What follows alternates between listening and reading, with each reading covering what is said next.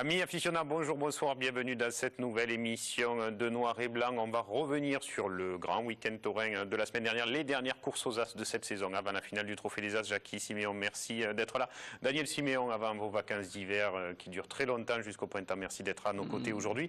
Et merci à Gérard Muscat d'être revenu parmi nous. Gérard, on a reçu, mais vous savez pas, une foule immense devant la télé à Montpellier, à Nîmes, même à Marseille. Les gens se sont déplacés en disant, où est passé Gérard Muscat? Ben voilà, rassurez vos spectatrices. C'est gentil, je remarque. Ah ben, j'étais pas en vacances, moi aussi, hein, comme tout le monde.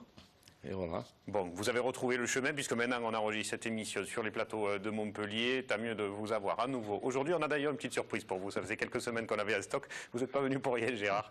Petite info, les tableaux de Noir et Blanc, les horaires, les diffusions, que ce soit sur LCM, sur TV Sud, ça va s'afficher devant vous. Vous les avez là. Voilà vos détails d'émission. Le rendez-vous sur toutes les chaînes, c'est le mercredi à 18 h et le samedi à 14 h. Et vous avez le détail là sur la 33, la 31 et sur la chaîne Marseille. Voilà, pour être à peu près complet, le petit Romain Beaufy. Gérard, vous qui êtes sur Facebook, suivi ça. Le petit Roméo de Venise, hein, il s'est peut-être trompé de ville en Italie. Lui qui s'est fiancé le week-end dernier. Il est de retour aussi dans cette émission Noir et Blanc, mais bon, il est très occupé en ce moment. Il faut qu'il travaille un peu avec les week-ends qui passent. Forcément, il a enregistré cette séquence taureau d'Ambrivade depuis Nîmes. Cette semaine, dans la rubrique Abrivade, nous partons à Saint-Maurice-de-Cazevieille, Palavas, Le Gros du Roi, la Gaze à Saint-Rémy de Provence et Huchot. Ce grand Abrivade de la plage qui est devenu un grand classique et qui clôture la feria donc, de septembre de Palavas-les-Flots et qui en même temps clôture donc, la saison estivale puisque nous rentrons maintenant, c'est le premier jour de l'automne avec un beau soleil et beaucoup de monde. Donc voilà, et nous espérons que l'année prochaine, ça sera encore mieux et encore pareil.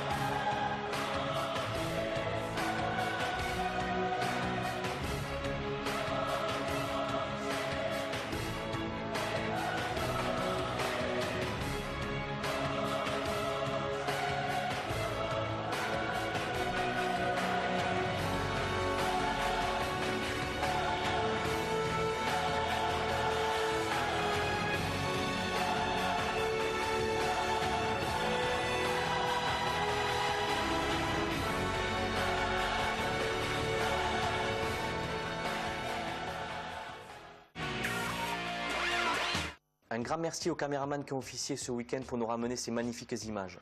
Pour le programme pour le week-end prochain, encore beaucoup de fêtes votives, avec notamment Aigues-Vives, Bernice, le concours de Ferrat dans la Menade Labourère, Rodian avec son final de concours d'abrivade de Nîmes Métropole, Saint-Chapt avec une feria des vendanges au domaine de la Tour avec un magnifique site où vous pouvez venir nombreux et vous régaler. Saint-Hilaire de Beauvoir et Saint-Rémy de Provence qui termine sa fête votive. Rendez-vous ce week-end sur les parcours d'Abrivade. Voilà, un grand merci à Romain Beaufy pour ces très très belles images et à tous nos caméramans habituels. Gérard, un Romain que vous avez croisé. Ouais, j'ai croisé sur Venise. Il était en train de mettre des bagues au doigt de sa fiancée. Alors, j'espère que c'est bien passé. Apparemment, vu qu'elle était au milieu de l'eau sur une gondole, elle ne pouvait pas dire non. Elle était obligée de dire oui. sa flamme sous le pont des Soupirs, je crois. Hein, on a vu des photos. C'est superbe, c'est beau. Hein. Bravo. Donc le bateau, ça n'a pas chevé. Bravo à lui et félicitations et tous nos voeux de bonheur pour ces belles fiançailles. Gérard, vous avez bien fait de venir, on vous l'a dit, on va parler de vous. On a rencontré un copain à vous, Denis Labrousse, qui nous a parlé un jour d'un grand moment avec vous. Mais attention, j'espère que votre femme ne regarde pas cette émission parce que bon, il y a des vérités qui sont peut-être pas bonnes à dire, mais Denis Labrousse les a dites. Ah bon. Denis, vous aviez des révélations à nous faire quant à Gérard Muscat. Ben oui, Gérard Muscat est venu à Saint-Laurent-des-Gouzes au bar et il est arrivé, il a dit « Bonjour madame, je voudrais une 16 ». Alors la femme lui a dit « Une 16 soit de 4 ». Alors lui, il lui a dit « Non, je voudrais une 16 ». Alors il lui a dit « Une Cronenbourg ». Et lui, il s'est mis en colère, il a dit « Mais non, une 16 pour m'asseoir, ». Voilà, tout simplement. Voilà, c'était une spéciale dédicace pour vous, Gérard, de votre copain Denis Labrousse, aussi tourneur de la scène Outarka. Ça ne m'étonne pas, je sais pourquoi. Il m'avait demandé une perruque et j'ai pas voulu lui vendre. Alors c'est pour ça qu'il il voulait se venger.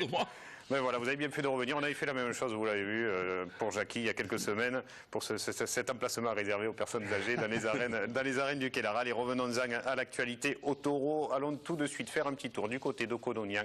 À Codognan, comme souvent, il y a des taureaux de la manade Blatière-Bessac qui sortent. Et merci à Christian Bérard, je crois que c'était lui qui était de la partie là-bas. On démarre par le deuxième de cette journée, Pagnou de la manade Nicolin avec un Rémi Guillon qui... dans cette piste, et comme souvent le week-end, a tiré devant côté droit, Jackie. Ben oui, Pagnou, il sortait second, mais il aurait pu aussi bien sortir premier. C'est le taureau. Ou sixième.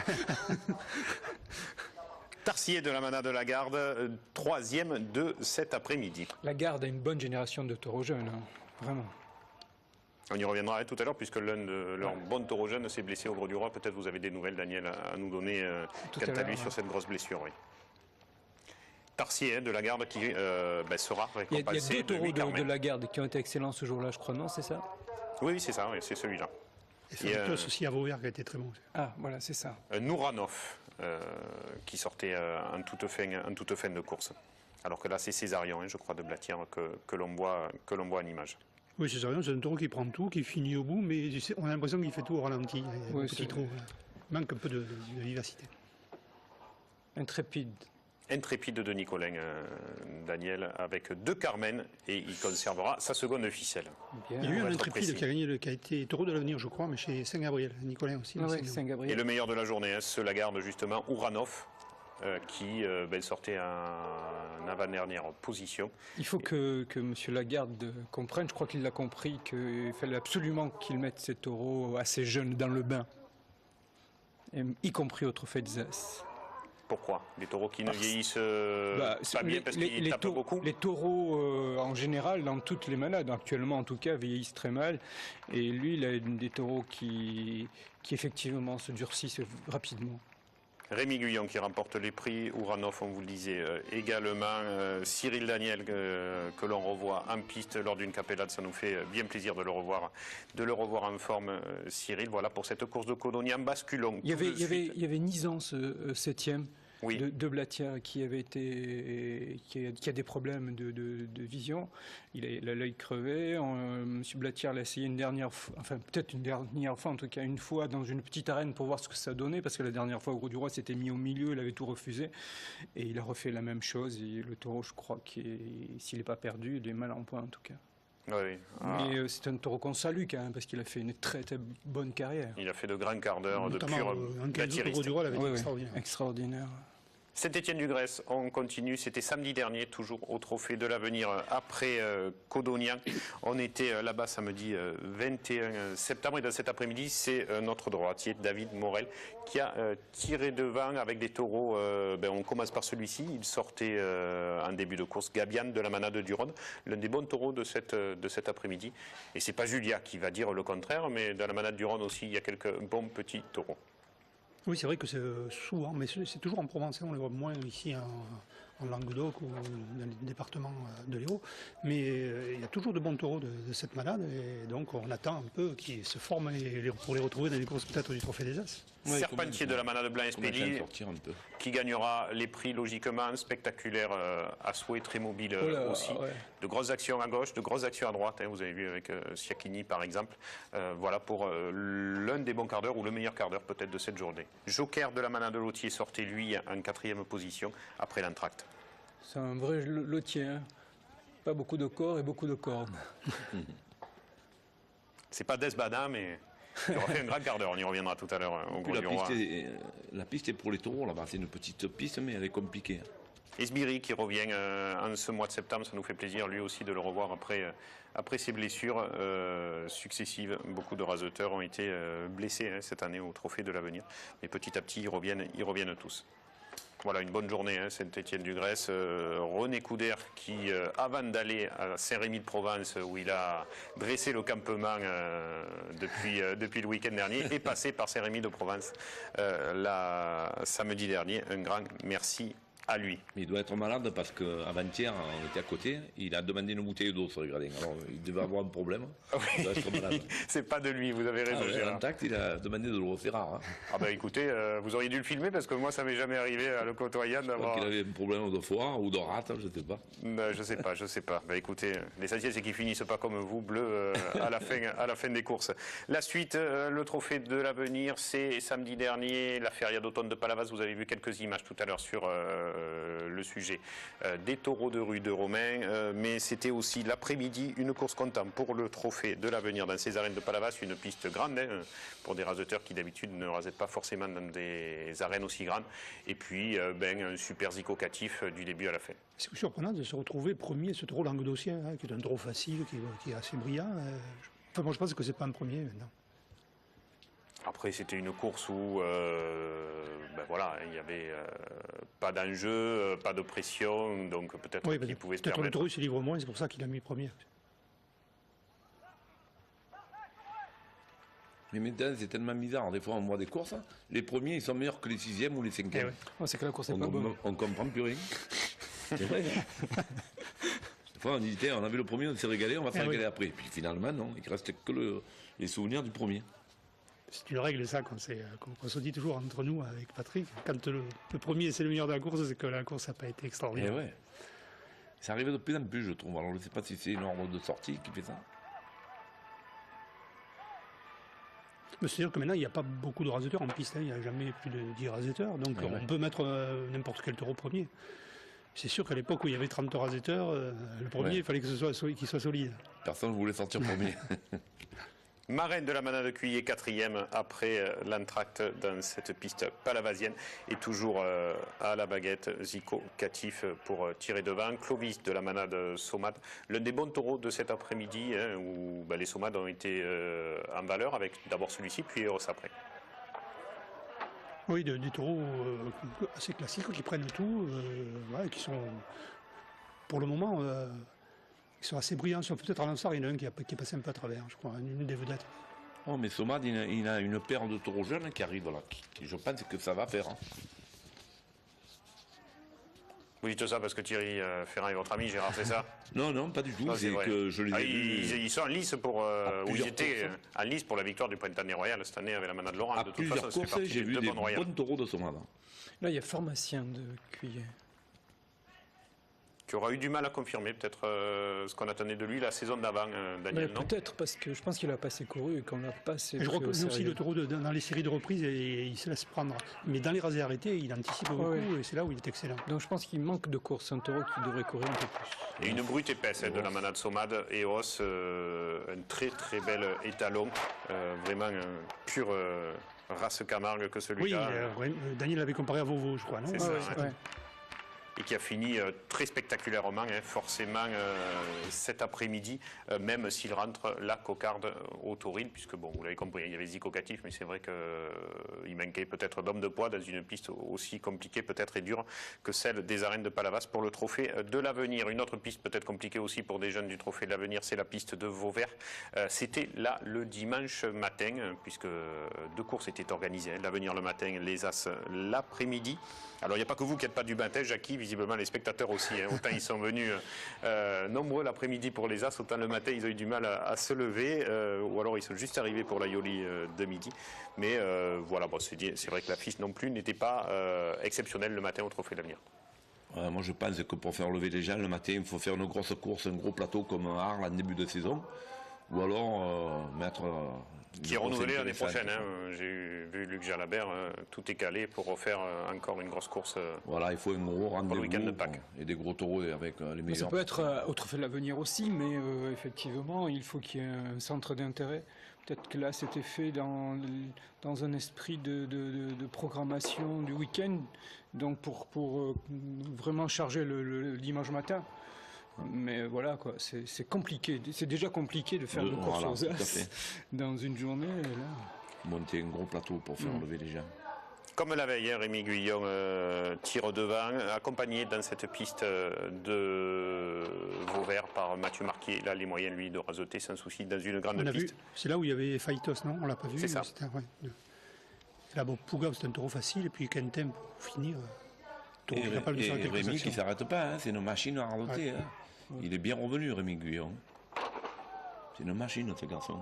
Avec tous les coups qu'il a pris, il est toujours là et c'est un combattant. Un grand merci à Jean-Pierre Mas qui a fait la journée forcément à Vauvert chez lui. Mais avant de parler des As qu'on garde pour la deuxième partie de cette émission, de la course de l'après-midi, on va revenir au Gros du Roi, Daniel, sur les deux courses, les deux dernières en fait de cette saison. Combien de courses finalement cette saison au Gros du Roi? 23, je crois. 23 courses. Et 50 000 personnes.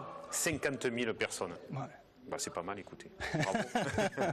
Bravo à vous, bravo à Étienne Moru de défendre aussi, parce que c'est jamais qu'un organisateur tout seul qui fait tout, c'est aussi une volonté municipale et des élus. Et si les élus n'étaient pas raccord avec l'organisateur, ça ne pourrait pas se passer.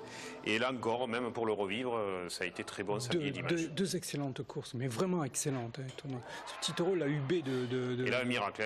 Ah ouais, c'est vrai, franchement. Marquis qui un taureau fait la méchant, faute de pas vicieux. s'attraper. Ça fait du bien au taureau, parce que le taureau, il a changé de comportement après. C'est intéressant, l'homme. Après. Et là, il ne s'y attendait pas, mais un taureau, c'est ça. Même, oui, ça, c'est un miracle. taureau qui ne saute pas. Mais tant mieux, c'est le taureau, c'est ça, c'est du miracle, sans arrêt. Et il s'est fait prendre une autre fois dans la course, le petit Marquis, et donc il n'a pas pu raseter du week-end ensuite. Ce taureau a progressé d'une façon incroyable, mais vraiment. Je sautais après les gauchers spécialement, à tous les coups, un taureau de taille. Il sortait second parce qu'il est habitué à beaucoup sauter tout seul. Ah d'accord, c'est pour ça que j'étais surpris. Ouais, c'était Ubaï de la manade de Paulin. On en reparlera Paulin la semaine prochaine, puisqu'ils ont gagné le Tau d'Or hier après-midi à Saint-Rémy-de-Provence avec un étalon. Et Albator de Rousseau, un taureau qui a gagné plein de prix cette année, qui s'est battu un peu, mais on sentait en début de course, il fallait le secouer pour qu'il réagisse. Vraiment, Après, il a mieux fini. Mais, derrière le second qui a été plein de nerfs, plein de vivacité, lui était un peu plus lourd. Celui-là aussi, Shérif de Bon, il n'a pas trop de il n'a pas beaucoup sauté, il a eu une ou deux fois, mais à Sommières, il avait été plus spectaculaire. Là, je trouvais qu'il se gardait beaucoup quand même.